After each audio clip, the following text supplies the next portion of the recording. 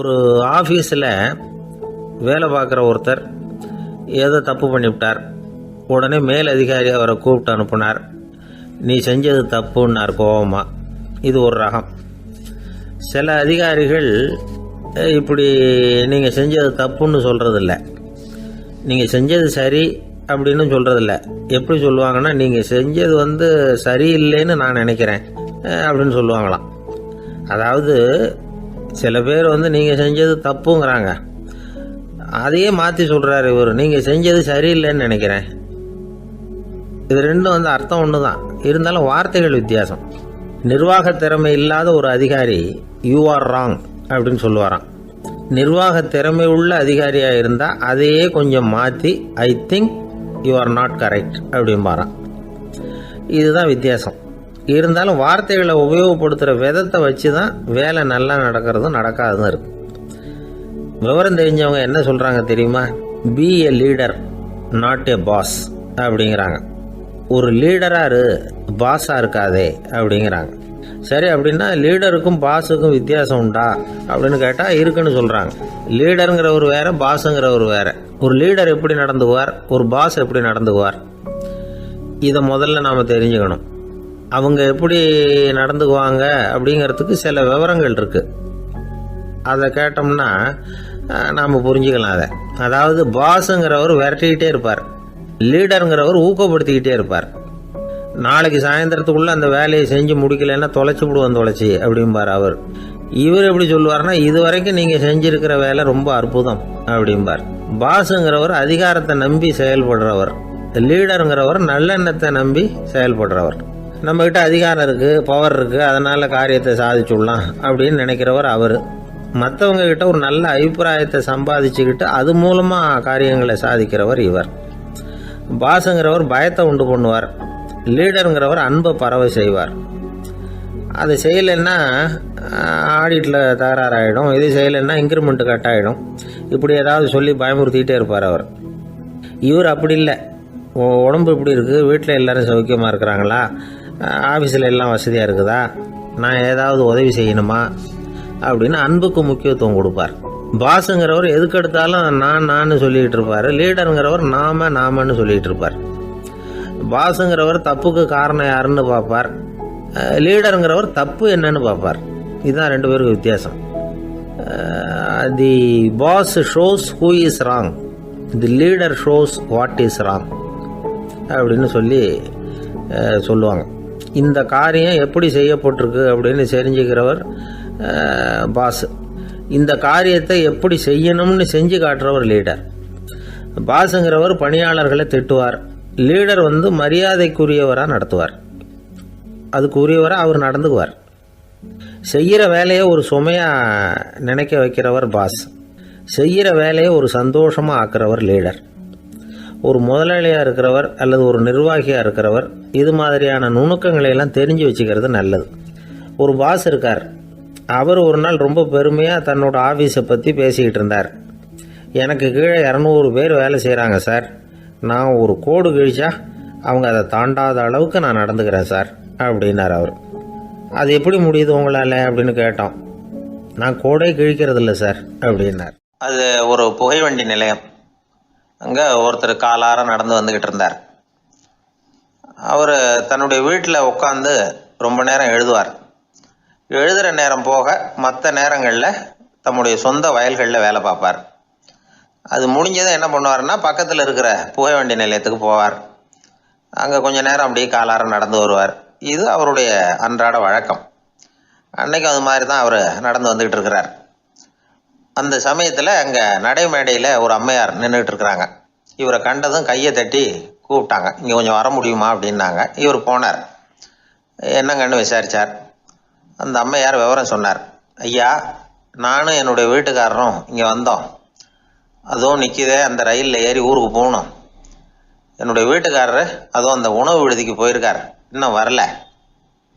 அவர் வர்றதுக்குள்ளே ரயில் புறப்பட்டுரும் போல இருக்கு, நீங்கள் ஓடி போய் அவரை அழைச்சிக்கிட்டு வர முடியுமா அப்படின்னு கேட்டாங்க. சரின்னார் இவர். உடனே அந்த அம்மா தன்னுடைய கணவர் எப்படி இருப்பார் அப்படிங்கிற அடையாளங்களை கொஞ்சம் சொல்லி அனுப்புனாங்க. போய் தேடிக்கிட்டு இருக்க வேண்டாமேங்கிறதுக்காக. பார்க்கறதுக்கு இப்படி இருப்பார், இந்த மாதிரி ஆடை அணிஞ்சிருப்பார் அப்படின்னு விவரமாக சொன்னாங்க. அதை அவர் கவனமாக கேட்டுக்கிட்டார். நீங்கள் போய் அழைச்சிட்டு வாங்க, வந்த உடனே உங்களுக்கு உண்டான கூலியையும் கையோடு கொடுத்து விட்றேன் அப்படின்னாங்க அந்த அம்மா. இவர் போனார். அந்த அம்மா சொன்ன அடையாளங்களை வச்சு அவர் வீட்டுக்காரரை கையோட கூட்டிகிட்டு வந்துட்டார். கொண்டுட்டு வந்து அந்த அம்மா கிட்ட ஒப்படைச்சார். உடனே அவரும் ஏற்கனவே சொன்ன பிரகாரம் அவருக்கான கூலி பணத்தையும் கொடுத்தாங்க. அவரும் எதுவும் மறுப்பு சொல்லாமல் அதை வாங்கிக்கிட்டார். வாங்கிக்கிட்டு திரும்பினார்.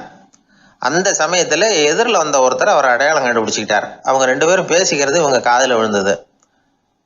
அப்போ தான் இவங்களுக்கு அது புரிஞ்சுது. இவங்ககிட்ட கூலி வாங்கினவர் யாருன்னா அவர் தான் பேரறிஞர் லியோ டால்ஸ்டாய் அப்படிங்கிறது புரிஞ்சுது. அவங்க 2 பேரும் பேசிக்கிறத வச்சு ரஷ்ய நாட்டின் மிகப்பெரிய ஞானி லியோ டால்ஸ்டாய், சோவியத் நாட்டின் ஈடு இணையற்ற இலக்கிய மேதை. இது தெரிஞ்ச உடனே அந்த அம்மா அவர்கிட்ட ஓடினாங்க. ஐயா, உங்களுக்காக நான் கூலி கொடுத்தேன், நான் பெரிய தவறு பண்ணிவிட்டேன் அப்படின்னு சொல்லி வருத்தப்பட்டாங்க. பரவாயில்ல, ஆனால் நீங்கள் எனக்கு கொடுத்த கூலி பணத்தை நான் திருப்பி கொடுக்க மாட்டேன். ஏன் தெரியுமா? அது நான் உழைச்சி பெற்ற தொகை அப்படின்னார். யாருக்குமே அதிக மகிழ்ச்சியை தரக்கூடிய பணம் எதுன்னு கேட்டால் அது அவங்க உழைப்புக்கு ஊதியமாக கிடைக்கிற பணம் தான். நம்ம ஆட்கள் சில பேருக்கு உழைக்காம கிடைக்கிற தீய வழியில் வருகிற பணம் கூட மகிழ்ச்சியை கொடுக்கும். ஒரு பெரிய தொழிற்சாலை, அதோட முதலாளி கடுமையான ஒரு கட்டுப்பாடு விதிச்சிருந்தார். அது என்ன கட்டுப்பாடுன்னா, இந்த தொழிற்சாலைக்கு உள்ள யாரும் சிகரெட்டு பிடிக்கக்கூடாது அப்படிங்கிறது தான். ஒரு நாள் இந்த முதலாளி தன்னுடைய தொழிற்சாலையை சுற்றி பார்த்துக்கிட்டு வரார். அப்போது ஒரு இளைஞன் உள்ள சிகரெட்டு பிடிச்சிக்கிட்டு இருந்தான். அதை பார்த்து விடுறார். அவ்வளவுதான், அவருக்கு கோபம் வந்துட்டுது. உடனே உதவியாளரை கூப்பிட்டார். அதோ பாரு, அந்த சிகரெட்டு பிடிச்சிக்கிட்டு இருக்கிறானே, அவன் கணக்கை முடித்து வெளியில் அனுப்பி வச்சிரு அப்படின்னு உத்தரவு போட்டார். அது பிரகாரம் உடனே அவனை அழைச்சிட்டு போய் கணக்கு பார்த்து சம்பள பாக்கி அப்புறம் உதவித்தொகை எல்லாத்தையும் மொத்தமாக கையில் கொடுத்து வெளியில் அனுப்பி வச்சுட்டாங்க. அவன் பணத்தோடு வெளியில் வந்தான்.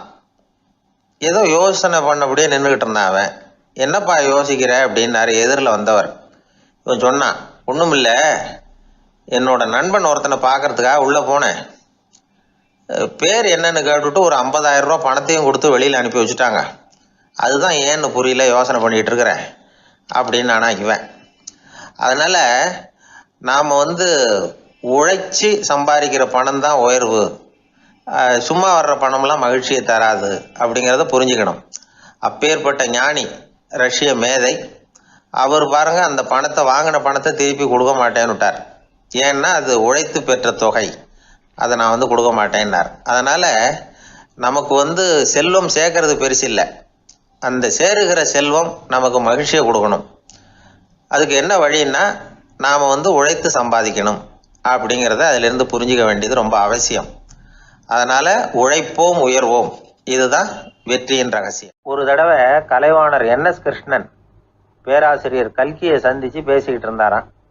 கலைவாணர் கல்கியை பார்த்து, எனக்கு கதை எழுத ஆசையாக இருக்குது, எப்படி எழுதுறதுன்னு கேட்டாராம்.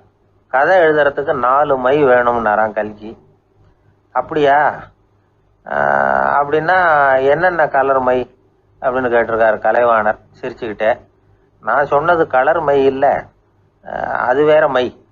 அதாவது கதை எழுதுறதுக்கு தேவைப்படுகிற 4 மை எதுன்னா, 1 திறமை, 2 பேணாமை, 3வது தனிமை, 4வது பொறுமை அப்படின்னாராம்.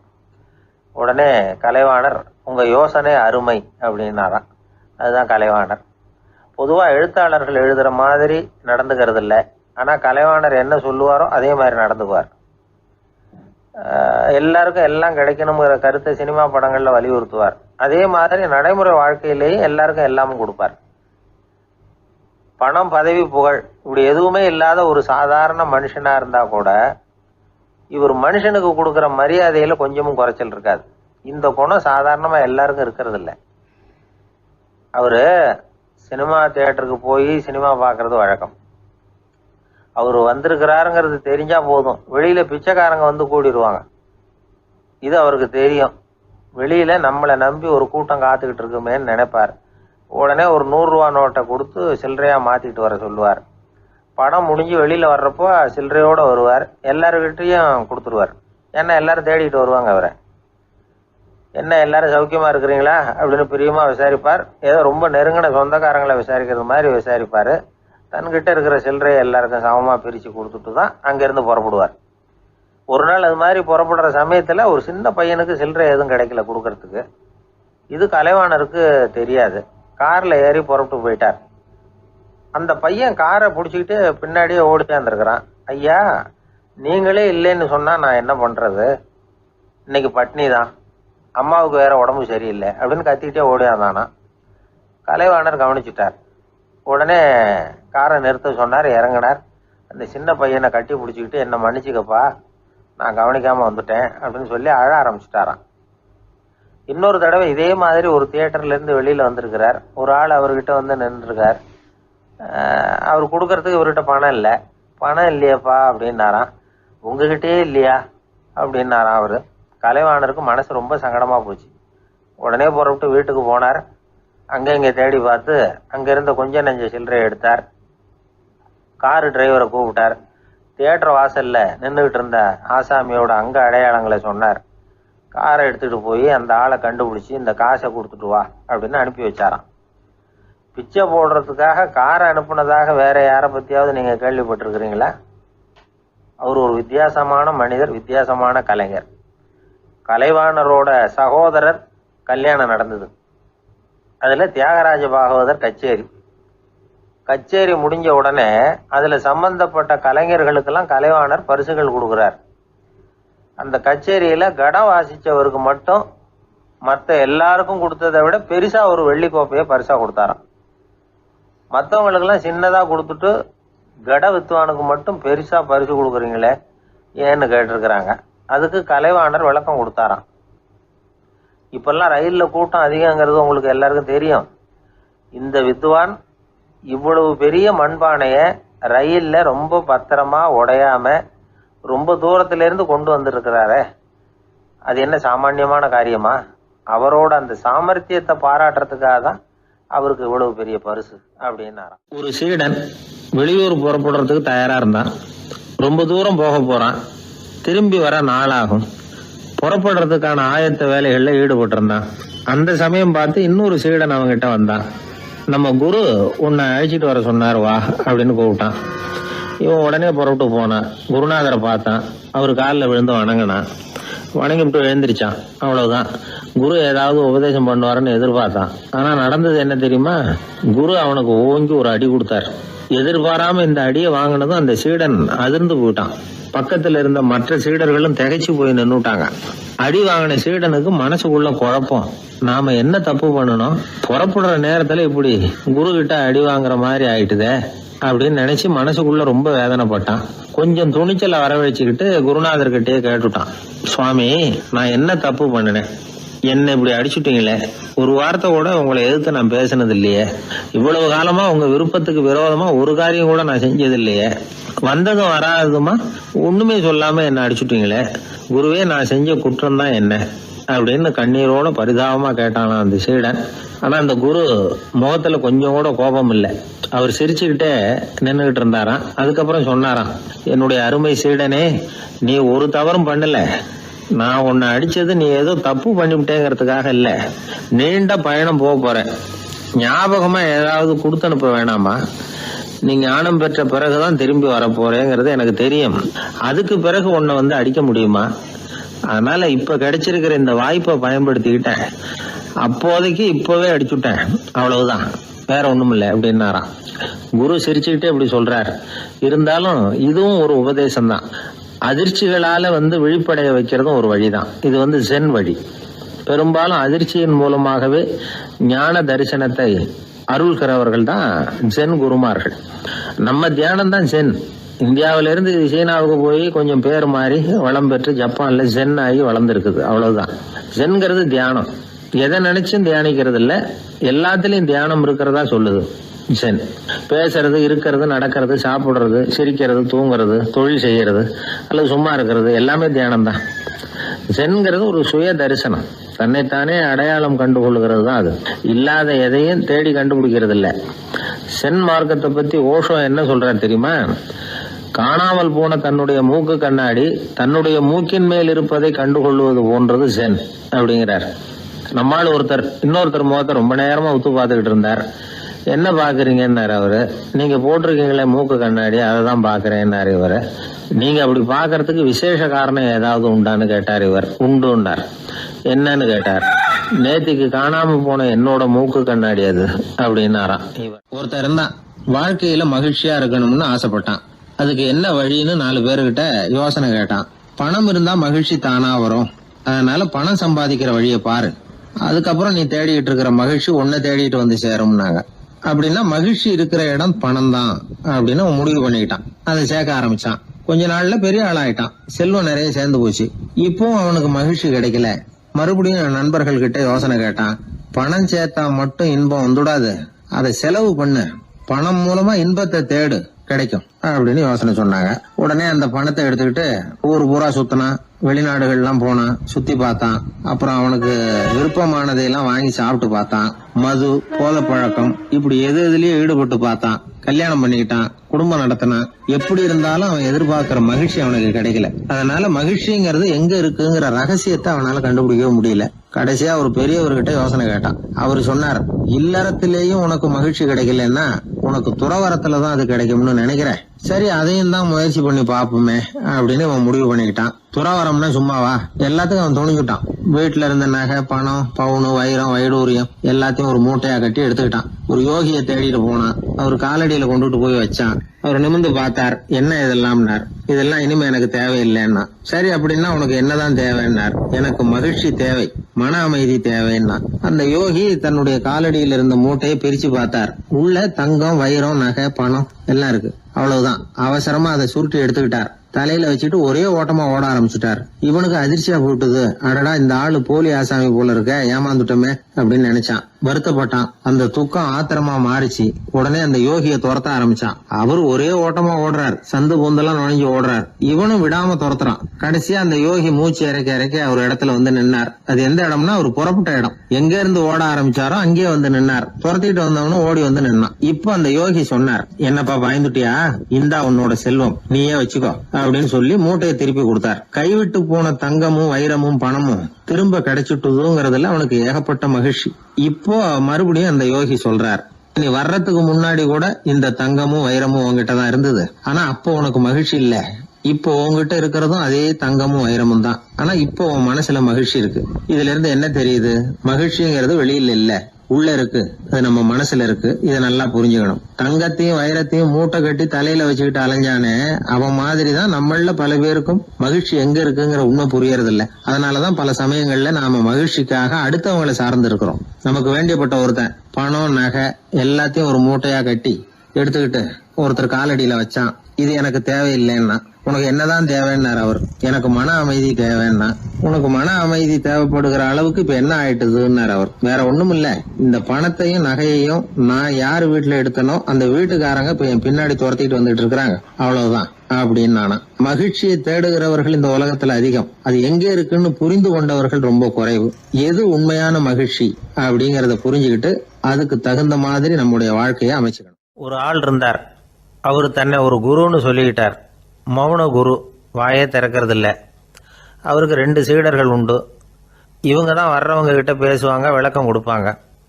ஒரு நாள் இந்த சீடர்கள் 2 பேரும் எங்கேயோ வெளியில் போயிட்டாங்க. அந்த நேரம் பார்த்து ஒருத்தர் அங்கே வந்தார். குரு கிட்ட போனார். குருவே, புத்தர்னா என்னன்னு கேட்டார். குருவுக்கு ஒன்றும் புரியல. அவர் உண்மையான குருவாக இருந்தாவில் புரியும். அவர் திருன்னு முழிக்க ஆரம்பிச்சிட்டார். இந்த நேரம் பார்த்து இந்த சீடர்கள் எங்கேயோ போயிட்டாங்களே, என்ன பண்ணுறது, உதவிக்கு யாராவது கிடைக்க மாட்டாங்களா அப்படின்னு அப்படியே சுற்றி பார்க்குறார். அங்கங்கே பார்க்குறார். வந்தவர் இதை கவனிச்சார். ஏதோ புரிஞ்சுக்கிட்ட ஒரு மாதிரி அடுத்த கேள்வி கேட்டார். தர்மம்னா என்ன சுவாமின்னார். குருவுக்கு ரொம்ப சங்கடமாக போச்சு. நம்ம நிலைமை இப்படி ஆகிட்டுதே, இக்கட்டில் மாட்டிக்கிட்டோமே அப்படின்னு நினச்சபடியே விட்டத்தை பார்த்தார். அப்புறம் குனிஞ்சு தரையை பார்த்தார். அப்படியே உட்காந்துக்கிட்டார். வந்தவர் உடனே அடுத்த கேள்விக்கு போயிட்டார். தியானம்னா என்ன சுவாமின்னார். பாவம் என்ன பண்ணுவார் அந்த குரு, பேசாமல் கண்ணை கெட்டியாக மூடிக்கிட்டார்.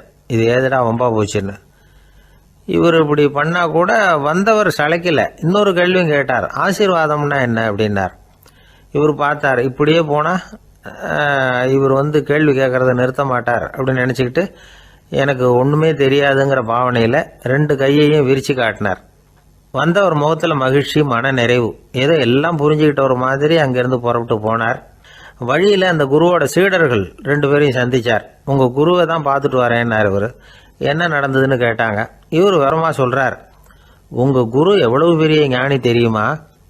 புத்தர்னா என்னன்னு கேட்டேன். அதுக்கு அவர் அப்படியும் இப்படியும் பார்த்தார். அதுக்கு என்ன அர்த்தம் தெரியுமா? மக்கள் புத்தரை அங்கேயும் இங்கேயும் தேடுறாங்க. உண்மையில் அவர் அங்கேயும் இங்கேயும் தேடி கண்டுபிடிக்க முடியாது அப்படிங்கிறத அவர் செய்கை மூலம் உணர்த்தினார். அதுக்கப்புறம் தர்மம்னா என்னன்னு கேட்டேன். அவர் மேலேயும் கீழையும் பார்த்து தர்மம் சமமானது, அதில் உயர்வு தாழ்வு இல்லைங்கிறத உணர்த்தினார். அதுக்கப்புறம் தியானம்னா என்னன்னு கேட்டேன். கண்ணை மூடிக்கிட்டார். கண்ணை மூடி காணுகிற அற்புதம் அது அப்படிங்கிறத புரிஞ்சுக்கிட்டேன். கடைசியாக ஆசீர்வதிக்கப்படுறது பற்றி கேட்டேன். கைகளை நீட்டி உதவுறது தான் அது அப்படிங்கிறத தன்னுடைய இருகை விரித்து உணர்த்தினார். எவ்வளோ பெரிய மகான் அவர் அப்படின்னு சொல்லிவிட்டு அவர் பாட்டுக்கு போயிட்டார். சீடர்கள் அதுக்கப்புறம் மெதுவாக குருக்கிட்ட சேர்ந்தாங்க. அவங்கள பார்த்ததும் குருவுக்கு கோபம் வந்துட்டுது. அடே பாவிகளா, எங்கடா போய் தொலைஞ்சிங்க? நான் ஒரு ஆளுகிட்ட மாட்டிக்கிட்டு என்ன பாடுபட்டிருக்கேன்னு தெரியுமான்னார். இது மாதிரி தான் நாம் சாதாரண மனிதர்களின் புற வேடங்களிலேயே மயங்கி போயிடுறோம். அவங்க பேச்சு, செய்கை, பார்வை இதிலெல்லாம் ஏதோ பெரிய தத்துவம் இருக்கிறதாக நினச்சிக்கிறோம். உண்மையிலேயே அந்த தத்துவங்கள் யாருக்கு சொந்தம்? அவங்களுக்கு இல்லை, நமக்கு தான் சொந்தம். நாம் தானே அதை கற்பிச்சுக்கிட்டோம். நாம் அடையாளம் கண்டுக்கிறதில்ல, நாம் யாருங்கிறது நமக்கு புரியறதில்ல. அதுதான் இன்றைக்கி நடக்கிறது. அதனால தான் அடுத்தவங்களை தேடி ஓடிக்கிட்டு இருக்கிறோம். சில வீடுகளில் கூட இது மாதிரி சைகைகள் உண்டு. சில குடும்ப தலைவர்கள் தினமும் காலையில் கண்ணை கெட்டியாக மூடிக்கிட்டு கை 2ஐயும் சுத்தமாக விரித்து வச்சுக்கிட்டே உட்காந்து தியானம் பண்ணுறது வழக்கம். எதுக்காக அப்படி பண்ணுறீங்கன்னு ஒருத்தரை பார்த்து கேட்டேன்.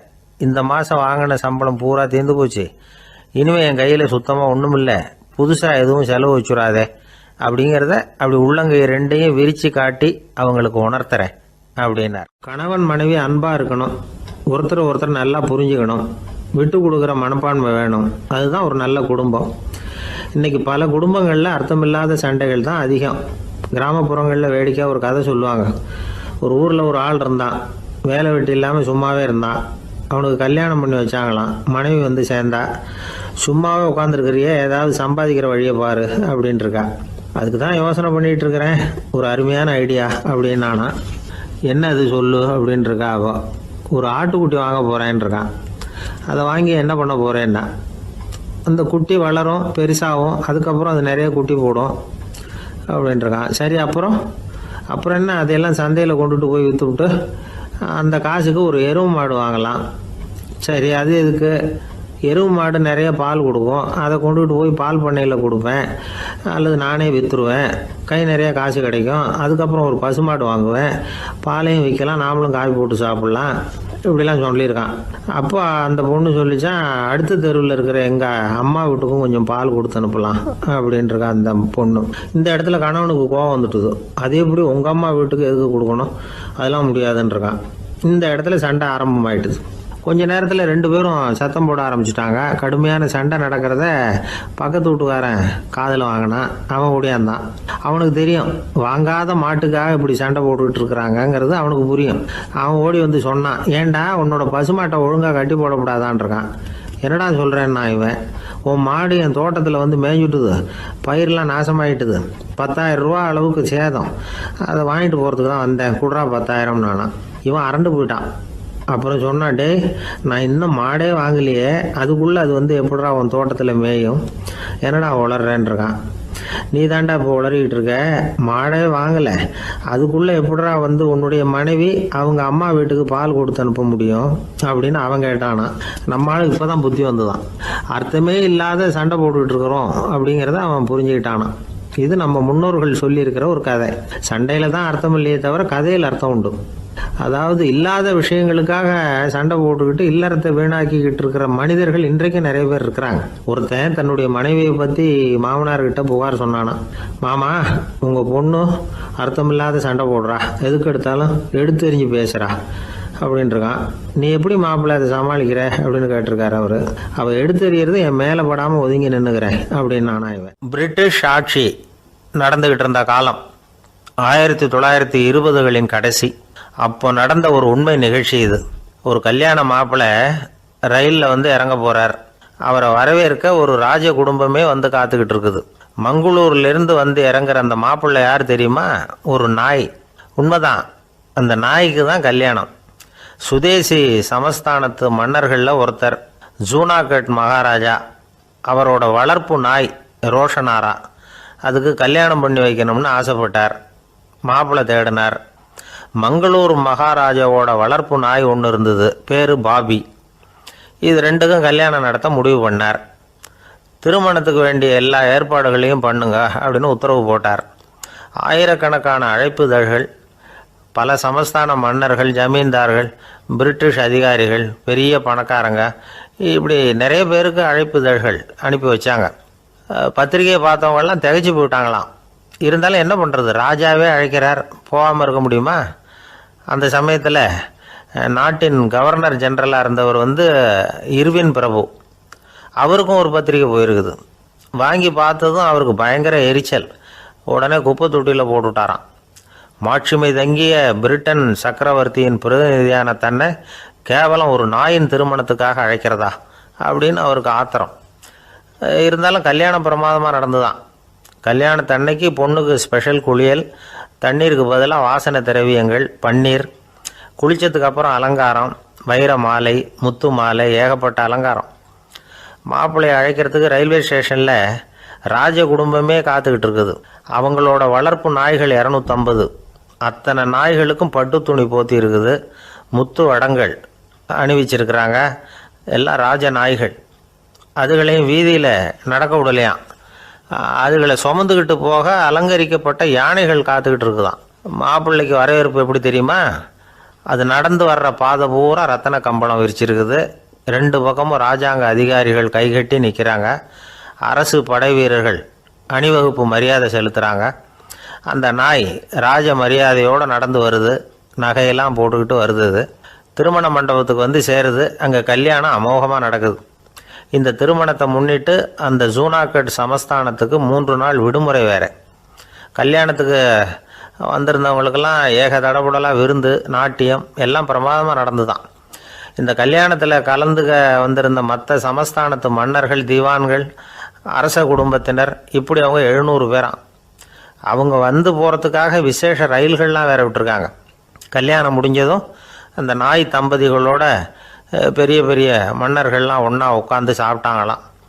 ஏர் கண்டிஷன் அறையில் அந்த தம்பதிகள் கொஞ்ச காலம் வாழ்ந்துருக்கிறாங்க. கொஞ்ச நாளில் மாப்பிள்ளைக்கு மரியாதை குறைய ஆரம்பிச்சுட்டுது. வெளியில் துரத்தி விட்டாங்களாம். அந்த பெண் நாய் மட்டும் ராஜ போகங்களை அனுபவித்து வந்து தான். இந்த கல்யாணத்தை பார்த்துட்டு தொடர்ந்து மற்ற சமஸ்தானத்து மன்னர்களும் நாய் திருமணங்கள் நடத்த ஆரம்பிச்சுட்டாங்களாம். இது உண்மையில் நடந்திருக்குது. இப்படி அது இருக்கட்டும். இப்போ நம்ம கதைக்கு வருவோம். ஒரு ராஜாவுக்கு ரொம்ப நாள் கழித்து ஒரு குழந்தை பிறந்து தான். அரண்மனை ஜோசியரை கூப்பிட்டுருக்கார் ராஜா. ஜோசியரே, என் மகன் வருங்காலத்தில் சிறந்த வாள் வீரனாக வரணும்னு ஆசைப்படுறேன். வருவானாங்கிறத கொஞ்சம் பார்த்து சொல்லுங்களேன் அப்படின்னாராம். ஜோசியர் சொன்னார், மன்னா, உங்கள் புள்ள வாள் வீரனாக வர்றது கஷ்டம். ஆனால் அவரும் உங்களை மாதிரியே நாய்க்குட்டிகள் பேரில் பிரியமாக இருப்பார். அதுகளுக்கு கல்யாணமும் பண்ணி வைப்பார் அப்படின்னாராம். அது எப்படி கண்டுபிடிச்சிங்க அப்படின்னு கேட்டிருக்கார் ராஜா. அரசே, உங்கள் பிள்ளைக்கு வாள் மேலே உள்ள பிரியத்தை காட்டிலும் நாய் மேலே உள்ள பிரியம் அதிகங்கிறதுக்கான அறிகுறி இப்போவே தெரியுது. நல்லா கவனித்து பாருங்கள். அவர் வாழ்னு கத்துறாரு அப்படின்னாரு. கவனித்து பார்த்துட்டு அப்படி எனக்கு காதில் விழலையே அப்படின்னாராம் மன்னர். அதனால தான் சொன்னேன், அவர் கத்துறது வாழ்னு கத்தலை, வள்ளுன்னு கத்திக்கிட்டு இருக்கார். அதனால தான் அப்படி சொன்னேன் அப்படின்னாராம் அரண்மனை ஜோசியர். 21ஆம் வருஷம் செப்டம்பர் மாதம் 22ஆம் தேதி மதுரை மேலமாசி வீதியில் உள்ள ஒரு வீடு. அங்கே அன்னைக்கு நடந்த ஒரு அற்புத நிகழ்ச்சி பின்னாடி உலக மக்களையெல்லாம் ஆச்சரியப்பட வச்சுது. இந்திய வரலாற்றிலேயே அது ஒரு முக்கியமான நிகழ்ச்சி. உலக மக்கள் கவனமெல்லாம் காந்திஜியின் பக்கம் திரும்புறதுக்கு காரணமாக இருந்த நிகழ்ச்சி அது.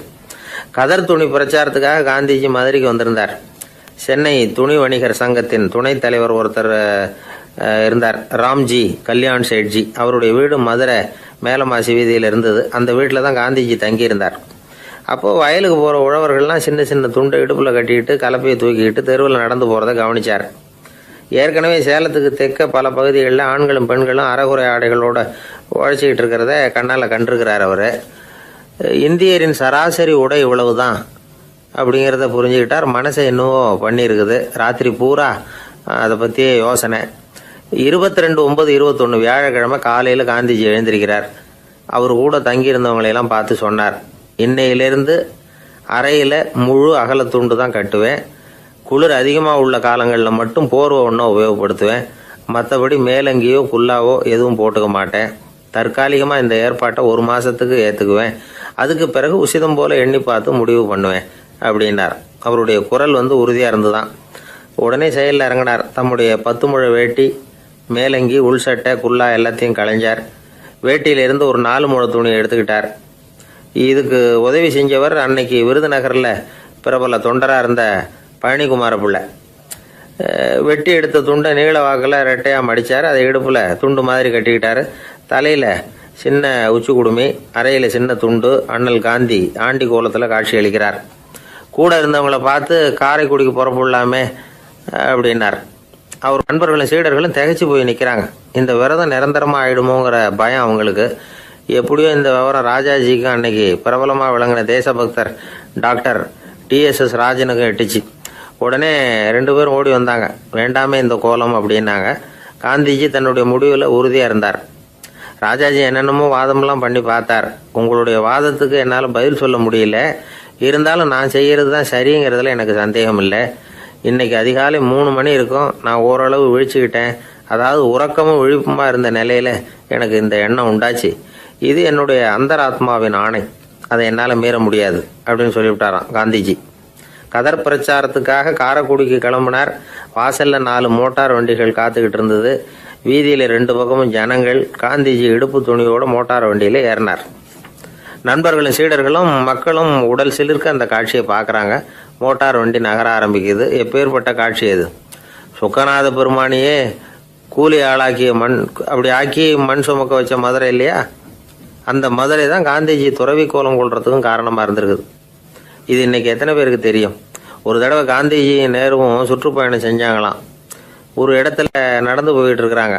குறுக்க ஒரு வாய்க்கால். நேரு என்ன பண்ணார் தெரியுமா? தன்னுடைய இளமை துடிப்பை காட்டுறதுக்காக கொஞ்சம் தூரம் பின்னாடி போய் அங்கேருந்து வேகமாக ஓடி வந்து அந்த வாய்க்காலை தாண்டினாராம். காந்திஜி அப்படி பண்ணலை.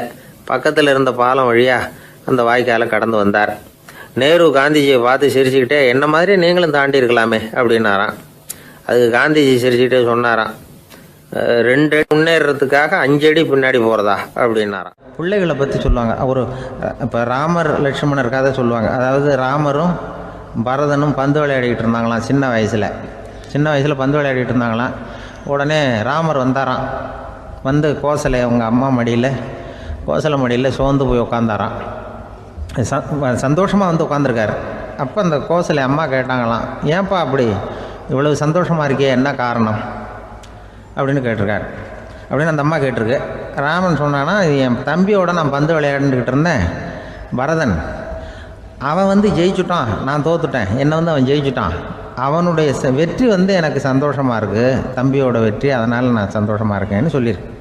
அந்த அம்மாவுக்கு ரொம்ப சந்தோஷம். தம்பி ஜெயிக்கிறாங்கிறத பற்றி அண்ணன் சந்தோஷப்படுறானே அப்படின்னு. கொஞ்ச நேரத்தில் பரதன் வந்திருக்கான். அவன் சோர்ந்து போய் கலங்கி போய் அதே அம்மா மடியில் உட்காந்துருக்கான். நீ ஏன்ப்பா, நீ தான் ஜெயிச்சுட்டியாமே, நீ என்னத்துக்கு வருத்தப்பட்டுக்கிட்டு வர அப்படின்னு கேட்டிருக்கேன் அந்த அம்மா. அப்போ பரதன் சொன்னானா, நான் ஜெயிக்கணுங்கிறதுக்காக அண்ணன் விட்டு கொடுத்தாரு, தோத்துட்டாரு, அதனால் எனக்கு வருத்தமாக இருக்குது. உண்மையில் அவர் தான் ஜெயிச்சிருக்க வேண்டியது, எனக்காக விட்டு கொடுத்தாரு அண்ணன், அதனால் நான் வருத்தப்படுறேன்னா. அப்போ அந்த அம்மா சொல்லிச்சான், இப்படி தான் தம்பியினுடைய வெற்றி அண்ணனை சந்தோஷப்படுத்துது, அண்ணனுடைய தோல்வி தம்பியை வருத்தப்பட வைக்குது. இப்படி தான் இருக்கணும், அண்ணன் தம்பின்னா அப்படி தான் குடும்பத்தில் இருக்கணும்னு சொல்லி அந்த அம்மா சொன்னதாக சொல்லுவாங்க ராமாயண கதை. அதே போல் இப்போ இதில் வரும், நபிகள் நாயகத்தினுடைய பேரர்கள் பாத்திமாவனுடைய பிள்ளைகள் 2 பேர், ஹசன் ஹுசைன் 2 பேர் நபிகள் நாயகத்தினுடைய பேரன்மார்கள். அன்னை பாத்திமாவனுடைய குழந்தைகள். ஹசனும் ஹுசைனும் பேசிக்கிறதே இல்லையா கொஞ்ச நாள். இந்த அம்மாவுக்கு அதை பார்க்குறாங்க, ஏதோ அண்ணன் தம்பிக்குள்ளே ஏதோ தகராறு போல் இருக்கு, ஏன் பேசிக்க மாட்டேங்கிறாங்க அப்படின்னு சொல்லி அந்த பிள்ளைகளை கூப்பிட்டு வச்சு அந்த அம்மா புத்தி சொல்லிச்சான். இதை பாருப்பா, நீ அண்ணன் தம்பிக்குள்ளே இது மாதிரி இருக்கக்கூடாது. உங்கள் பாட்டனார் ஒரு புத்திமதி சொல்லியிருக்காரு, உனக்கு தெரியுமா? ஒரு முஸ்லீம் இன்னொரு முஸ்லீமோடு 3 நாட்களுக்கு மேல் பேசாமல் இருந்தால் அது அவனை கொலை செய்வதற்கு ஒப்பாகும் அப்படின்னு நபிகள் நாயகம் சொல்லியிருக்கார். தெரியுமா உனக்குன்னு அந்த அம்மா சொல்லிச்சான். அப்போ அந்த தம்பிக்காரர் சொன்னாராம், ஹுசைன் சொல்லியிருக்கார், அதுவும் எனக்கு தெரியும். அதே தாத்தா பாட்டனார் என்ன சொல்லியிருக்காருன்னா, அந்த 2 பேரில் யார் முதல்ல சலாம் சொல்கிறாங்களோ, யார் முதல்ல முன்னாடி பேசுகிறாங்களோ அவங்களுக்கு சொர்க்கம் கிடைக்கும், இறைவனுடைய ஆசி கிடைக்கும்னு சொல்லியிருக்கிறார். அந்த ஆசி அண்ணனுக்கு கிடைக்கட்டுமேங்கிறதுக்காக நான் பேசாமல் இருக்கிறேன் அப்படின்னா. அந்த ராமனும் பரதனும் எப்படி இருந்தாங்களோ அப்படி தான் ஹசனும் ஹுசைனும் இருந்திருக்கிறார்கள். அந்த பாசம்தான் குடும்பத்தில் வேணும். வாழ்க்கையே வெறுத்து போச்சு சார் அப்படின்னு சொல்லிட்டு வந்தான் ஒருத்தன். ஏப்பா அப்படி சொல்ற அப்படின்னு. நான் இந்த உலகத்துக்கு தேவையே இல்லை சார் அப்படின்னா. இந்த உலகத்துல தேவையில்லாம எதுவுமே இல்லையே என்ன நிமிர்ந்து பார்த்தான். இப்போ உன் உடம்புல இருக்கிற காலை மட்டும் எடுத்துருவோமா, அது உனக்கு தேவையில்லை அப்படின்னு. அது எப்படி, நடக்கிறதுக்கு அது வேணாமான்னா. சரி அதை விட்டுரு, கையை மட்டும் எடுத்துருவோம் அப்படின்னு. அப்புறம் சாப்பிடுறது எப்படின்னா. சரி அப்படின்னா இப்ப உன் உடம்புல தேவையில்லாம அனாவசியமா இருக்கிற ஒரு பகுதியை சொல்லு, அதை மட்டும் எடுத்துருவோம்னு. அவன் யோசனை பண்ண ஆரம்பிச்சான். அப்புறம் மெதுவா சொன்னான், எல்லாமே அவசியமா தான் தோணுது அப்படின்னு சொல்லி அவன் சொன்னான். நீ சொன்னதுக்கு அப்புறம் யோசனை பண்ணி பார்த்தா எல்லாமே அவசியம்னு எனக்கு தோணுதுன்னா. உனக்கு எல்லாமும் அவசியம், ஆனா நீ இந்த உலகத்துக்கு அவசியம் இல்லை, அப்படித்தானே? இப்பதான் அவன் குழம்ப ஆரம்பிச்சான். இன்னைக்கு பாருங்க, நிறைய இளைஞர்கள் இப்படிதான் தன்கிட்ட என்ன இருக்குங்கிறது தெரியாமலே தடுமாறிட்டு இருக்கிறாங்க. அவங்க யாருங்கிறது அவங்களுக்கு அடையாளம் தெரியறது இல்ல. விலங்குகள்லாம் பாருங்க, பறவைகள் மாதிரி விண்ணுல பறக்கணும் அப்படின்னு ஆசைப்படுறது இல்ல. ஒரு பசுமாடு பருந்து பறக்கிறத பார்த்துட்டு நாமளும் அது மாதிரி பறக்கணும் அப்படின்னு 4 காலையும் தூக்குறது இல்ல. சரி, ஆனா ஒரு மனுஷன் என்ன நினைக்கிறான்னா, அவங்கிட்ட என்ன திறமை இருக்கு அப்படிங்கறத அவனுக்கு புரியாம நடந்துக்கிறான். சரி, ஒரு மனுஷங்கிட்ட என்ன திறமை இருக்குங்கிறத எப்படி கண்டுபிடிக்கிறது? இந்த உலகத்துல இருக்கிற ஒவ்வொரு மனிதனுக்கும் ஒரு தனித்தன்மை உண்டு. அதாவது ஒருத்த மாதிரி இன்னொருத்த இருக்கிறது இல்ல. ஆனாலும் உளவியல் நிபுணர்கள் மனிதர்களின் குணாதிசயங்களை வச்சு அவங்கள 3 வகையா பிரிக்கிறாங்க. சில பேர் எப்படின்னா, தான் சம்பந்தப்பட்ட வேலையோட இருந்து விடுறது இல்ல. எதிர இருக்கிறவன் செய்யற வேலை, இன்னொரு பிரிவுல இருக்கிறவன் செய்யற வேலை எல்லாத்திலையும் தலையிடுவாங்க. மனோ தத்துவத்துல இதுக்கு டாமினன்ஸ்னு பேர். இப்படிப்பட்ட குணாதிசயம் உள்ளவங்க எதுக்கு பொருத்தம் தெரியுமா? ஒரு நிறுவனத்தை தலைமையேற்று நடத்துறது, நிர்வாக பொறுப்பு வகிக்கிறது, இது மாதிரி பணிகளுக்கெல்லாம் இவங்க ரொம்ப பொருத்தமா இருப்பாங்க. 2வது வகை மனிதர்கள் எப்படின்னா, இவங்க ரொம்ப இனிமையா பேசுவாங்க, திறமையா பேசுவாங்க, அடுத்தவங்களோட பேசுறதுக்கும் ஆசைப்படுவாங்க. இப்படிப்பட்டவங்க எல்லாம் விற்பனை துறையில வேலை பார்க்கறதுக்கு ரொம்ப பொருத்தம். இதை தவிர 3வது வகை மனிதர்கள் உண்டு. அவங்க எப்படின்னா, இவங்களுக்கு பகுத்து உணரும் ஆற்றல் உண்டு, உறுதிப்பாடு உண்டு, அடுத்தவங்களோட அதிகம் பேச மாட்டாங்க. இன்னும் சொல்ல போனா 4 பேரோட பேசுறதே இவங்களுக்கு பிடிக்காது. செய்யற வேலையை நுணுக்கமா செய்வாங்க. எந்த பிரச்சனையா இருந்தாலும் சரி, அது சம்பந்தமா எல்லா விவரங்களையும் சேகரிப்பாங்க. இந்த வகை மனிதர்களுக்கு ஆராய்ச்சி வேலை, அக்கௌண்டன்ட் வேலை, இது மாதிரியான பொறுப்புகளை கொடுக்கலாம். ஒவ்வொரு மனிதனையுமே கொஞ்சம் கூர்ந்து கவனிச்சு பாருங்க. அவனுக்குள்ள இந்த 3 விதமான திறமைகளும் உண்டு. எது அதிகம் எது குறைவு அப்படிங்கறதுலதான் வித்தியாசம். நாம ஒவ்வொருத்தரும் கொஞ்சம் சுயமா சிந்திச்சு பார்க்கணும். நாம இந்த 3 வகையில எந்த வகை அப்படிங்கறத நாமளாதான் தேடி கண்டுபிடிக்கணும். இப்ப சொல்லப்பட்ட 3 குணங்களுமே ஆளுமை சம்பந்தப்பட்டது. இதுல ஒருத்தருடைய இயல்பு, திறமை இதெல்லாம் அடங்காது. இதெல்லாம் தனி. இதையெல்லாம் யார் நினைச்சாலும் முறையா பயிற்சிகள் மூலமா வளர்த்துக்கலாம். இப்ப திறமைய பயிற்சி மூலமா நம்ம வளர்த்துக்கலாம், இயல்பு இதையெல்லாம் வளர்த்துக்கலாம். முன்னாடி சொன்னது மாதிரி நாம எந்த வகையான ஆசாமிங்கிறத புரிஞ்சுக்கிட்டு அதுக்கு தகுந்த மாதிரி ஒரு வேலையை தேடிக்கிட்டோம்னா வாழ்க்கை நல்ல விதமா அமையும். அதுக்கப்புறம் நான் இந்த உலகத்துக்கு தேவையில்லை அப்படின்னு சொல்லிட்டு இருக்க வேண்டிய அவசியம் வராது.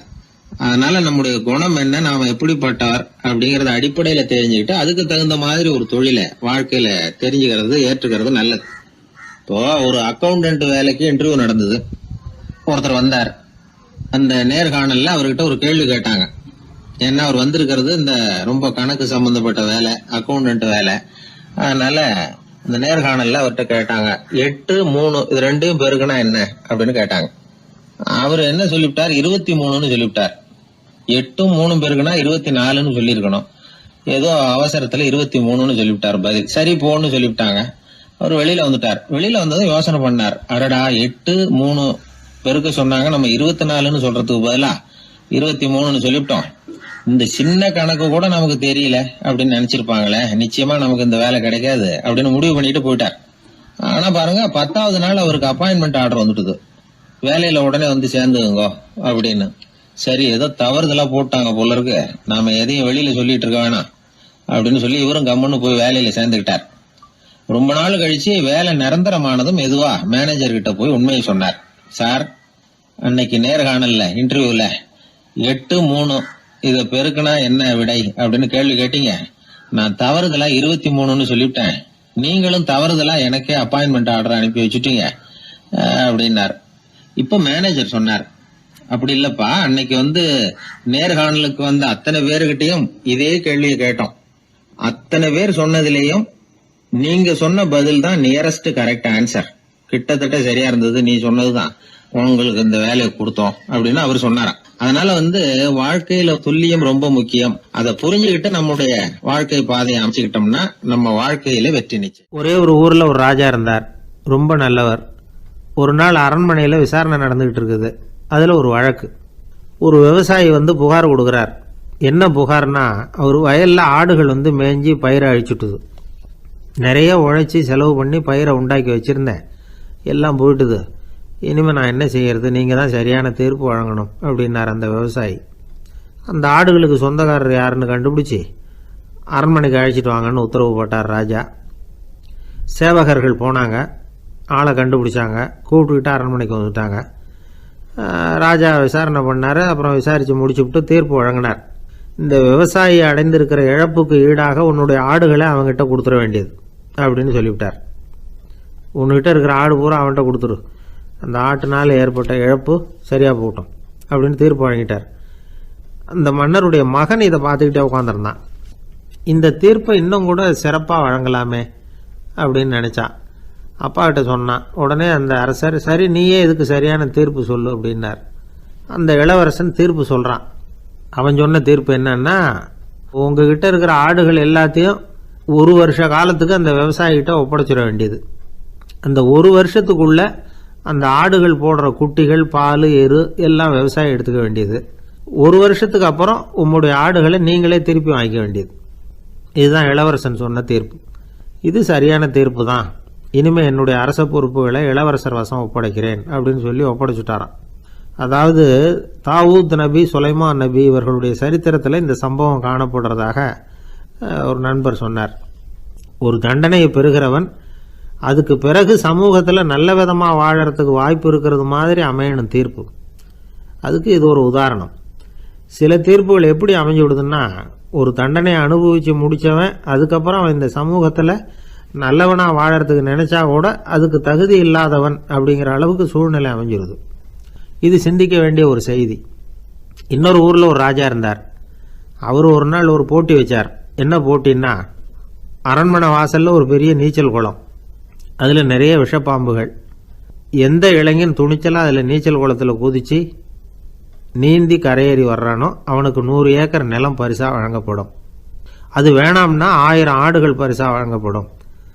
அதுவும் வேணான்னா என்னுடைய மகளை வந்து கல்யாணம் பண்ணிக்கலாம். இதுதான் மன்னருடைய அறிவிப்பு. பரிசுலாம் நல்லா தான் இருக்குது, இருந்தாலும் பாம்புகள் உள்ள குளம்ங்கிறது நல்லா இல்லையே. அதனால் யாரும் அதில் குதித்து நீஞ்சறதுக்கு முன் வரல. இருந்தாலும் திடீர்னு ஒரு இளைஞன் அந்த நீச்சல் குளத்தில் குதிச்சான், நீந்தினா ஒரு வழியாக கரையேறி வந்துட்டான். மன்னருக்கு ரொம்ப மகிழ்ச்சி. நீ தான் தைரியமான இளைஞன், வா இப்படின்னு கூப்பிட்டார். கிட்ட வந்தான். அந்த இளைஞன் தண்ணீர் சொட்ட சொட்ட வந்து நிற்கிறான். சரி, உனக்கு 100 ஏக்கர் நிலம் வேணுமான்னு கேட்குறார். வேண்டாங்கிறான். சரி, அப்படின்னா 1000 ஆடுகள் வேணுமான்னு கேட்குறார். அதுவும் வேணாங்கிறான். ஓ, அப்படின்னா என் பொண்ணை கல்யாணம் பண்ணிக்கிறியா அப்படின்னு கேட்குறாரு. அதுவும் வேணாங்கிறான். ராஜாவுக்கு ஒன்றும் புரியல. அப்படின்னா உனக்கு என்ன தான் வேணும் அப்படிங்கிறார். என்னை பிடிச்சி இந்த குளத்தில் தள்ளி விட்டவன் யாருங்கிறது எனக்கு தெரியணும் அப்படின்னா. வெளிநாட்டுக்கு போகணும்னு ஆசை, ஆனால் அவனுக்கு எந்த மொழியும் தெரியாது. இருந்தாலும் சமாளிச்சுக்கலாம்னு முடிவு பண்ணிட்டு கிளம்பிட்டான். ஏதோ ஒரு தேசத்துக்கு போய் சேர்ந்தான். அங்கே அவனுக்கு யாரையும் தெரியாது. அவங்க என்ன மொழியில் பேசிக்கிறாங்க அப்படிங்கிறது கூட புரியல. என்ன பண்ணுறதுன்னு யோசனை பண்ணிட்டு ஒரு இடத்துல நின்றுக்கிட்டு இருக்கிறான். எதிர ஒரு பெரிய கட்டடம், நிறைய பேர் உள்ளே போயிட்டு இருக்கிறாங்க. இவனும் அவங்க பின்னாடியே உள்ளே போனான். ஒரு பெரிய அறை, அலங்காரம்லாம் பண்ணி வச்சுருக்குறாங்க. நிறைய பேர் சாப்பிட்றதுக்காக உட்காந்துருக்குறாங்க. இவனுக்கு நல்ல பசி, அதனால் இவனும் உட்காந்தான். சாப்பாடு போட்டாங்க, சாப்பிட்டான். அன்பான உபசரிப்பு.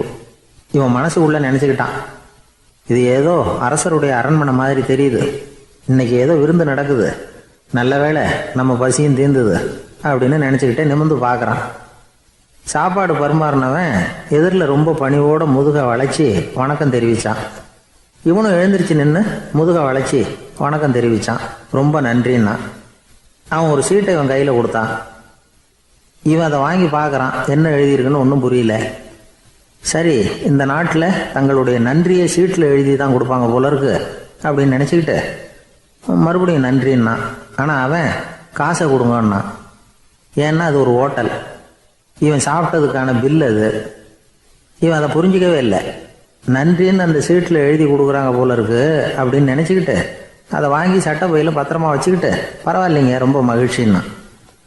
ஒரு வெளிநாட்டுக்காரனுக்கு இவ்வளவு தூரம் மரியாதை பண்ணுறீங்களே, எங்கள் ஊருக்கு போனதும் உங்களை பற்றி நிறைய சொல்லுவேன் அப்படின்னா.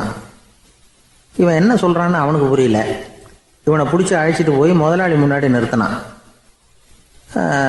நாம் சொன்னதில் இவனுக்கு ரொம்ப பெருமையாக இருக்கணும் போல இருக்கு, அதுதான் பெரிய இடத்துக்கு அழைச்சிட்டு வந்திருக்கிறான் அப்படின்னு இவன் நினச்சிக்கிறான். அவரும் பில்லுக்கான பணத்தை கொடுங்கிறாரு. பரவாயில்லைங்க ரொம்ப மகிழ்ச்சி நன்றிங்கிறான் இவன். அவரு பார்த்தார், இவனை நீதிமன்றத்துக்கு அனுப்பி வச்சுட்டார். இவன் என்ன நினச்சிக்கிட்டான், நம்மளை இந்த ஊர் ராஜா முன்னாடியே அழைச்சிக்கிட்டு வந்து நிறுத்தி இருக்கிறாங்க போல இருக்கு, என்ன ஒரு பெருந்தன்மை அப்படின்னு நினச்சிக்கிறான். நீதிபதி சொன்னார், சாப்பிட்டதுக்கான பணத்தை கொடுத்துரு, இல்லைன்னா அதுக்கான தண்டனையை அனுபவிக்க வேண்டி இருக்கும்னார். ராஜாவே நமக்கு நன்றி சொல்கிறாரு போல இருக்கு அப்படின்னு நினச்சிக்கிறான் இவன். என் மகிழ்ச்சிக்கு எல்லையே இல்லைங்க அப்படின்னா. அவர் பார்த்தார், இவனுக்கு தண்டனை கொடுக்க வேண்டியது தான் அப்படின்னு முடிவு பண்ணார். உடனே தீர்ப்பு எழுதினார். இவனை கழுதையில் பின்புறமாக உட்கார வைங்க, இவன் ஒரு மோசடிக்காரன் அப்படின்னு ஒரு போர்டு எழுதி அவன் கழுத்தில் மாட்டுங்க, அப்புறம் அந்த கழுதையை ஊர் பூரா விரட்டுங்க அப்படின்னார். இவனுக்கு தான் மொழி புரியலையே, ஏதோ நடக்குது அப்படிங்கிறது மட்டும் புரியுது. எல்லாரும் சேர்ந்து இவனை ஒரு கழுதை மேலே உட்கார வச்சாங்க. ஓஹோ, நம்மளை பாராட்டி ஒரு ஊர்வலம் நடத்துகிறாங்க போல இருக்கு அப்படின்னு நினச்சிக்கிறான் இவன். எல்லாரும் சத்தம் போட்டுக்கிட்டே கையை தட்டிக்கிட்டு கழுதை பின்னாடி ஓடி வர்றாங்க. இவனுக்கு ரொம்ப உற்சாகமாக இருக்குது. எல்லாருக்கும் கை கூப்பி வணக்கம் சொல்லிக்கிட்டே போகிறான். கூட்டத்தில் திடீர்னு ஒரு தெரிஞ்ச முகம் தெரியுது. அவனுடைய தேசத்தை சேர்ந்த ஒரு ஆள் அவன். அவனை பார்த்ததும் இவனுக்கு ரொம்ப உற்சாகம். நம்ம ஊருக்கு போனதும் இங்கே நமக்கு கிடைச்ச மரியாதையெல்லாம் உண்மைதான்னு சொல்கிறதுக்கு ஒரு சாட்சியும் கிடைச்சிட்டுது அப்படின்னு நினச்சிக்கிறான். அவனை பார்த்து கத்தனான், நல்லா பார்த்துக்க, இந்த ஊர் மக்கள் எனக்கு எப்படிப்பட்ட வரவேற்பு கொடுக்குறாங்கங்கிறத நல்லா கவனிச்சுக்கோ அப்படிங்கிறான். அவனுக்கு அவமானமாக போயிட்டுது. தலையை குனிஞ்சுக்கிட்டே நழுவி போயிட்டான். இவன் பார்த்தான், அவன் தலை தெரியல. ஆகா, அவனுக்கு நம்ம மேலே பொறாமை போல இருக்கு, அதனால தான் காணாமல் போயிட்டான் அப்படின்னு நினச்சிக்கிறான். இப்படி ஒரு வேடிக்கை கதையை பெரியவங்க சொல்கிறது உண்டு. கதை வேடிக்கையாக இருந்தாலும் இதில் உள்ள கருத்து என்ன தெரியுமா?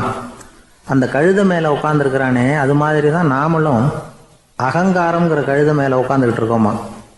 நாமளும் கிட்டத்தட்ட அதே மாதிரி பிரம்மையில் தான் இருக்கிறோமா. என்ன நடக்குதுங்கிறதே புரியறதில்ல. அகங்காரத்தில் பேசுகிறவனுக்கும் சித்த சுவாதீனம் இல்லாமல் பேசுகிறவனுக்கும் அதிக வித்தியாசம் இருக்கிறதில்ல. அது மாதிரி ஒருத்தன் தன்னுடைய வீட்டை சுற்றி சேற்றை வாரி இறைச்சிக்கிட்டு இருந்தானா. அந்த வழியாக வந்த ஒரு பெரியவர் அதை பார்த்துருக்கார். என்னப்பா பண்ணிகிட்டு இருக்கிற அப்படின்னு கேட்டாராம். கழுதைகளை விரட்டிக்கிட்டு இருக்கிறேன் அப்படின்னானா. இங்கே கழுதைகளே காணுமே அப்படின்னாரான் அவர். அதுதான் ஏற்கனவே விரட்டி விட்டனே அப்படின்னானா இவன். ஆஃபீஸை முடிஞ்சு வீட்டுக்கு போகிற சமயத்தில் ஒருத்தர் கடைக்கு போய் ஸ்வீட் வாங்கினார். சரி, வீட்டுக்கு பிள்ளைங்களுக்கு தான் வாங்கிட்டு போகிறார் அப்படின்னு மற்றவங்க நினச்சாங்க. அவர் அப்படி செய்யல. அந்த இடத்துலையே பொட்டலத்தை பிரித்தார். திருட மாதிரி அப்படியே சுற்றி ஒரு தரம் பார்த்துக்கிட்டார். யாரும் தெரிஞ்சவங்க இல்லைங்கிறத முடிவு பண்ணிவிட்டு அவசரமாக அதை அப்படியே போட்டு முழுங்கிவிட்டு கையை தொடச்சிக்கிட்டு நல்ல பிள்ளை மாதிரி நடந்து போக ஆரம்பிச்சிட்டார். அவர் யாருன்னா, அவரோட பிரச்சனை எல்லாருக்கும் தெரியாது, சில பேருக்கு தான் தெரியும். அதாவது அவர் உடம்பில் சர்க்கரை இருக்குதுன்னு டாக்டர் சொல்லிவிட்டாராம். அதனால் வீட்டில் சர்க்கரையே இவர் கண்ணில் காட்டுறதில்ல. அதனால் இவர் யார் கண்ணிலையும் படாமல் இப்படிப்பட்ட வேலைகள்லாம் செய்கிறது வழக்கம். யாருக்கும் தெரியாமல் இப்படி ஸ்வீட்டை வாங்கி சாப்பிட்டுட்டு அவர் பாட்டுக்கு போயிடுறது. இப்படிப்பட்டவங்களுக்கெல்லாம் கொஞ்சம் ஆறுதலான தகவல் இன்றைக்கி. அது என்னென்னா, நாம் சாப்பிட்ற சர்க்கரைக்கும் நம்ம உடம்பில் உள்ள சில கோளாறுகளுக்கும் அப்படி என்ன தான் சம்மந்தம் இருக்குது. இதை பற்றி சமீபத்தில் சில ஆராய்ச்சிகள்லாம் நடந்திருக்குது. ஏன்னா சர்க்கரைன்னாவே விஷம் மாதிரி அதை பார்க்குறவங்களும் சில பேர் உண்டு. சின்ன பிள்ளைங்களுக்கு வயத்தில் பூச்சி உண்டாகிறதுலேருந்து பெரியவங்களுக்கு நீரிழிவு வர்ற வரைக்கும் எல்லாத்துக்கும் சர்க்கரை தான் காரணம்னு சொல்லிகிட்டு இருக்கிறோம். ஆனால் அந்த அளவுக்கு பயப்பட வேண்டிய அவசியம் இல்லை அப்படின்னு சொல்கிறாங்க. சர்க்கரை வியாதி, இருதய நோய், பித்த நீர்ப்பை நோய், இதெல்லாம் சில நோய்கள்லாம் நாம் சாப்பிட்ற சர்க்கரைக்கும் தொடர்பு இருக்குன்னு நினைக்கிறோம். ஆனால் அப்படி சம்பந்தம் உண்டுங்கிறதுக்கு போதுமான அளவுக்கு ஆதாரம் இல்லை அப்படிங்கிறாங்க ஆராய்ச்சியாளர்கள். ஒரே ஒரு சம்பந்தம் தான் உறுதியாக இருக்குதான். அதுவும் இந்த பல் சிதைவு அப்படின்னு இருக்கு இல்லையா, அந்த சர்க்கரை சாப்பிட்றதுக்கும் இந்த பல் சிதைவுக்கும் சம்பந்தம் இருக்குது அப்படிங்கிறத மட்டும் உறுதியாக சொல்கிறாங்க. சர்க்கரைன்னா நாம் சாப்பிட்ற ஜீனி மட்டும் இல்லை, பழம், காய்கறி, பால், தேன், இப்படி எல்லாத்துலேயும் அது இருக்குது. கேரட்டு கொடுக்குற சத்தில் 88% சர்க்கரை, ஆப்பிள் கொடுக்குற சக்தியில் 95% சர்க்கரை. இது ஜீனி சர்க்கரை, இது ஆப்பிள் சர்க்கரை அப்படிங்கிற வித்தியாசம்லாம் உடம்புக்கு கிடையாது. ரெண்டுமே உடனடியாக சக்தி கொடுக்குது. ஒரு ஸ்பூன் சர்க்கரையில் 16 கலோரி தான் சத்து இருக்குது. அதிகமாக சர்க்கரை சாப்பிட்டா நீரிழிவு வந்துருங்கிறது தப்பான ஒரு அபிப்பிராயம். டயபெட்டிஸுங்கிறது ஒரு மெட்டபாலிக் டிசார்டர், அவ்வளவுதான். அதாவது நாம் சாப்பிட்ற சர்க்கரையை நம்ம உடம்பு திறமையாக உபயோகப்படுத்திக்க முடியல அப்படின்னு அர்த்தம். அதனால தான் அதிகமாக இனிப்பு வேணாம்னு சொல்கிறோம். ஏற்கனவே உடம்பால் முடியாத ஒன்றை மறுபடியும் அது தலையில் சுமத்தி அதிகமாக வேலை வாங்க வேணாமே அப்படிங்கிறதுக்காக தான். ஆகாரத்தில் அதிகமாக சர்க்கரை இருந்தால் அதனால் உடனே சர்க்கரை வியாதி வந்துடும்ங்கிறதுக்கு விஞ்ஞான ரீதியாக போதுமான ஆதாரம் இல்லை. அதனால் எப்போவாவது அதிகமாக ஸ்வீட்டு சாப்பிட்டுட்டா ஐயோ அதிகமாக சாப்பிட்டோமோ என்ன பண்ண போகுது தெரியலையே அப்படின்னு நினச்சி மனசை போட்டு குழப்பிக்க வேண்டியதில்லை. பொதுவாக எதுவுமே அதிகமாக வேண்டாம், எல்லாம் சீராக இருந்தால் போதும். நீரிழிவுங்கிறது புதுசாக வந்துட்ட ஒரு நோய் இல்லை, ரொம்ப காலமாகவே இருக்கிற ஒன்று தான். நம்ம முன்னோர்கள் இதை மதுமேகம் அப்படின்னு சொல்லுவாங்க.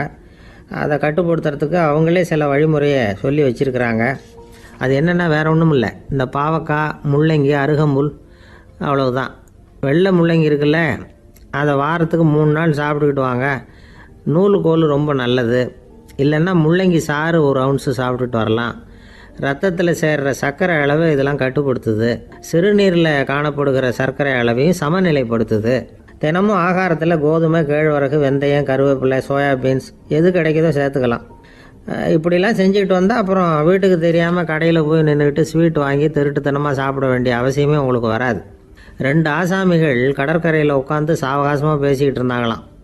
ஒருத்தர் சொன்னார், இன்னொருத்தருக்கு தெரியாமல் ஸ்வீட்டு சாப்பிட்றதே எப்பவும் இடைஞ்சல் தான் சார். நேற்றுக்கு பாருங்கள் அப்படி தான் சாப்பிட்டுக்கிட்டு இருந்தேன், வீட்டுக்காரி கண்ணில் போட்டுவிட்டுது, அதுக்கப்புறம் ஒரே ரகலையாக போச்சு அப்படின்னாரா. எனக்கு கூட அப்படி தான் சார் ஆகிட்டுது, ஒரே ரகலை அப்படின்னாரா இன்னொருத்தர்.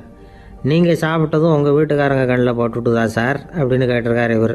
அதுக்கு அவர் சொன்னாராம், அப்படி இல்லை சார், கடைக்காரர் கண்ணில் போட்டுவிட்டுதோ, நான் அவருக்கு தெரியாமல் அந்த ஸ்வீட்டை அவர் கடையிலேருந்து எடுத்திருந்தேன் அப்படின்னு விளக்கம் கொடுத்தாராம் இந்த ஆள். ஒரே ஒரு ஊரில் ஒரு பாதிரியார் இருந்தார்.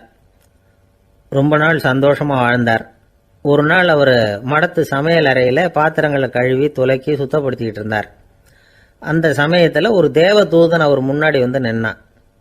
இவர் நிமிர்ந்து பார்த்தார். ஆண்டவர் என்னை உங்ககிட்ட அனுப்பியிருக்கிறார், பரலோகத்தில் வாசம் செய்யறதுக்கு உங்களுக்கு நேரம் வந்துட்டுது அப்படின்னு அந்த ஆள். ஆண்டவருக்கு என்னோட ஞாபகம் வந்ததுக்கு நன்றி. ஆனாலும் இப்போ இங்கே நீயே பாரு, எவ்வளவு பாண்டங்கள் பாக்கி இருக்கு, இவ்வளவையும் நான் சுத்தப்படுத்த வேண்டியிருக்கு. நான் நன்றி கெட்டவனாக இருக்க விரும்பலை. இந்த பணியை முடிக்கிற வரைக்கும் என்னுடைய பரலோக வாழ்வை தள்ளி வைக்க முடியுமா, நீ என்ன நினைக்கிற அப்படின்னு கேட்டார். தேவதூதன் தனக்கே உரிய விவேகத்தோட அன்போட பாதிரியாரை பார்த்தான். சரி, என்ன செய்யலாம்ங்கிறத அப்புறம் சொல்கிறேன் அப்படின்னு சொல்லிவிட்டு புறப்பட்டு போயிட்டான். ஒரு நாள் அந்த பாதிரியார் தோட்டத்தில் உள்ள களைகளை எல்லாம் ஒரு களை கொத்தியால் கொத்தி களை எடுத்துக்கிட்டு இருக்கிறார். அந்த சமயத்தில் இந்த தேவதூதன் மறுபடியும் அவர் முன்னாடி நிற்கிறான். பாதிரியார் பார்த்தார். இதை பாரு, இந்த தோட்டம் பூராவும் எவ்வளவு களை மண்டி கிடக்கு, பரலோகம் கொஞ்ச காலம் எனக்காக பொறுத்திருக்கலாம்னு நீ நினைக்கிறியா அப்படின்னு கேட்டார். தேவதூதன் சிரிச்சுக்கிட்டே மறுபடியும் மறைஞ்சிட்டான். மறுபடியும் அவர் களை எடுக்கிறது, தானிய களஞ்சியத்துக்கு வர்ணம் பூசுறது, இப்படிப்பட்ட வேலைகளில் ஈடுபட்டிருக்கார். இன்னொரு நாள் ஒரு மருத்துவமனையில் நோயாளிகளை கவனிச்சுக்கிட்டு ரொம்ப தீவிரமாக இருக்கிறார் அந்த பாதிரியார். ஒரு நோயாளியோட தாகத்துக்கு தண்ணீர் கொடுத்துட்டு நிமிர்ந்து பார்க்குறப்போ தேவதூதன் மறுபடியும் அவர் முன்னாடி வந்து நிற்கிறான். இந்த தடவை பாதிரியார் தன்னலமற்றவராக பேரன்பை காட்டக்கூடிய வகையில் தன்னுடைய 2 கைகளையும் உயர்த்தியபடி தேவதூதனின் கவனத்தை வந்து பிணியால் வாடக்கூடிய நோயாளிகளின் பக்கம் திருப்பினாராம். தேவதூதன் ஒன்றும் சொல்லலை, மறைஞ்சிட்டான். அன்னைக்கு சாயந்தரம் பாதிரியார் வந்து மடத்தில் உள்ள தன்னுடைய அறைக்கு போய் இளைப்பாறினார். யோசிச்சு பார்த்தார். தேவதூதனையும் தேவதூதனின் விருப்பத்தையும் பல நாள் தள்ளி போட்டு வந்ததையும் அவர் ரொம்ப நினச்சி பார்த்தார். திடீர்னு தான் வந்து முதுமை அடைகிறதையும் சோர்வு அடைகிறதையும் உணர்ந்தார். ஆண்டவரை நினைச்சார். ஆண்டவரே, உம்முடைய தூதனை மறுபடியும் என்கிட்ட அனுப்புனா நான் சந்திக்கிறதுக்கு ஆவலாக இருக்கேன் அப்படின்னு சொல்கிறப்பவே தேவதூதன் பக்கத்தில் வந்து நின்னான். பாதிரியார் நிமிர்ந்து பார்த்தார். நீ இப்போவே என்னை அழைச்சிக்கிட்டு போக விரும்பினா நான் பரலோகத்துக்கு வர்றதுக்கு தயாராக இருக்கேன்னார். தேவதூதன் அந்த பாதிரியாரை அன்போடவும் விவேகத்தோடவும் பார்த்து, நீங்கள் வந்து என் கூட பரலோகத்துக்கு வர்ற தயாராக இருக்கிறதா சொல்கிறீங்க, ஆனால் நீங்கள் இதுவரைக்கும் வேற எங்கே இருந்ததா நினைக்கிறீங்க அப்படின்னானா. அப்படின்னா இதுவரைக்கும் இருந்த இடம் தான் பரலோகம் அப்படிங்கிறத உணர்த்தியிருக்கிறான். பரலோகம்னா என்னன்னு புரிஞ்சுக்கிறதுக்கு இந்த சம்பவம் நமக்கு உதவியாக இருக்குது. தொண்டு செய்கிறத விட பெரிய செயல் வேற எதுவும் இருக்க முடியாது. அது நம்ம மனசுக்கு கொடுக்குற சுகத்தை வேற எதுவும் கொடுக்க முடியாது.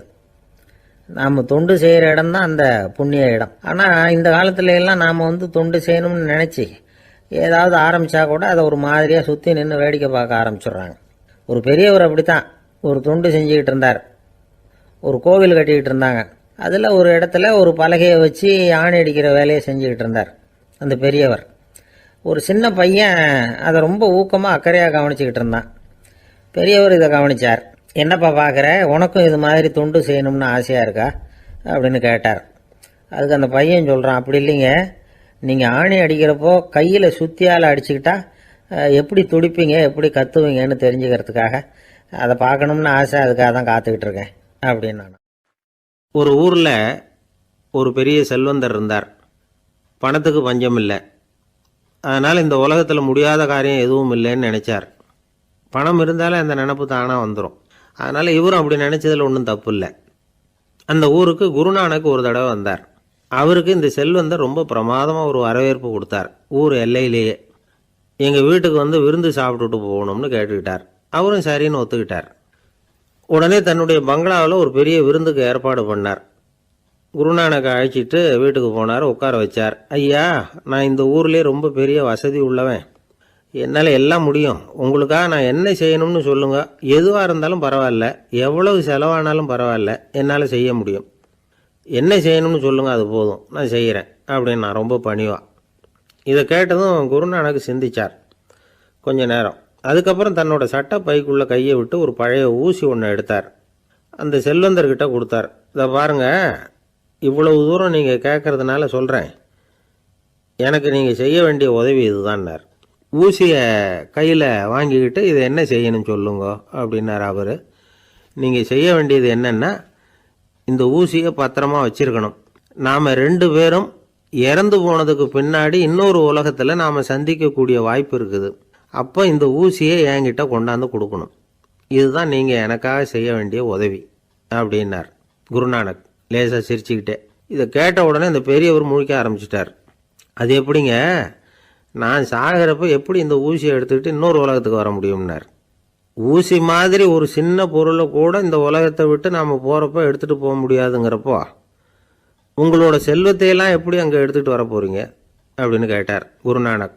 அதுக்கப்புறம் தான் அந்த பெரியவர் யோசிக்க ஆரம்பித்தாராம். குருநானக் சொல்கிறார், இதை பாருங்கள், நாம் செய்கிற நல்லது கெட்டது தான் கடைசி வரைக்கும் நம்ம கூட இருக்கும். அடுத்தவங்க நல்லா இருக்கணுங்கிறதுக்காக பொருளை செலவு செய்யணும். அப்படி செய்யலைன்னா எந்த பிரயோஜனமும் இல்லை அப்படின்னார். அதுக்கப்புறம் தான் அந்த செல்வந்தரின் அறிவு கண் திறந்து தான். உடனே குருநானக்கை வணங்கினார். ஐயா, என்கிட்ட இருந்த ஆணவம் போயிட்டுது. இனிமேல் என்கிட்ட இருக்கிற செல்வத்தை நல்ல வழியில் செலவழிப்பேன் அப்படின்னாராம். நம்மக்கிட்ட இருக்கிற பணம் எப்பவும் நம்ம கூடவே வந்துக்கிட்டு இருக்காதுங்கிறதுக்கு இது ஒரு உதாரணம். அதுக்காக நாம் பணம் சேர்க்கறத பற்றி கவலைப்பட வேண்டியதில்லை, பேசாமல் படுத்து தூங்கிக்கிட்டு இருந்தால் போதும் அப்படின்னு இதுக்கு அர்த்தம் பண்ணிக்கப்படாது. முறையான வழியில் பணம் சேர்க்கணும், அதை முறையான வழியில் செலவு பண்ணணும். அதனால் ஏற்படக்கூடிய மன நிறைவு இருக்குது பாருங்கள், அது அனுபவித்தவங்களுக்கு தான் தெரியும். சொர்க்கத்துக்கு போகிறவங்க இங்கேருந்து பணத்தை எடுத்துகிட்டு போக முடியாது. ஆனால் நம்ம செல்வத்தை இங்கே மற்றவங்களுக்கு பயன்பட செய்து அதனால் ஏற்படுற புண்ணியம் இருக்குது பாருங்கள், அதை எடுத்துகிட்டு போக முடியுமா. இதுதான் ஆன்மீகவாதிகள்லாம் சொல்கிற கருத்து. ஜான் நியூட்டன் ஒருத்தர், அவர் சொன்னார், நான் எப்போவாவது சொர்க்கத்துக்கு போய் சேர்ந்தேன்னா அங்கே 3 அதிசயங்களை பார்ப்பேன்னார். என்னன்னு கேட்டாங்க. நான் யார் யார் இருக்க மாட்டாங்கன்னு நினச்சிக்கிட்டு இருந்தானோ அவங்களில் சில பேர் அங்கே இருப்பாங்க, அது ஒரு பெரிய அதிசயம்னார். சரி, அடுத்தது என்ன? 2வது அதிசயம் என்னன்னா, அங்கே இருப்பாங்கன்னு நான் எதிர்பார்த்த சில பேர் அங்கே இருக்க